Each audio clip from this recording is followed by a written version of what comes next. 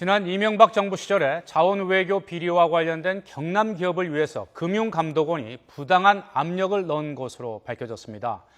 감사원은 또 해외 자원 개발 성과에 대해서도 본격적으로 살펴보기 시작했는데 앞으로 파장이 만만치 않을 전망입니다. 이강진 기자입니다.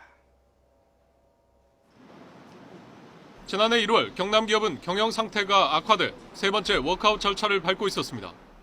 당시 주채권은행 등은 재무 상태가 불량해 대주주 지분에 무상 감자가 필요하다고 판단했습니다. 그런데 금융감독원이 이를 무시한 채 대주주인 성완종 전 의원 편을 든 정황이 포착됐습니다. 감사원은 금감원이 자금 지원을 요청한 성 전 의원 측 의견을 긍정적으로 검토해 신속하게 처리하도록 압력을 넣었다고 밝혔습니다.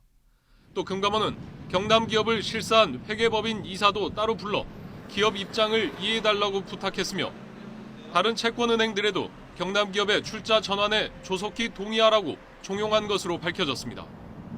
결국 경남 기업은 지난해 2월 채권단으로부터 무상 감자 없는 6,300억 원대 자금 지원을 약속받았습니다.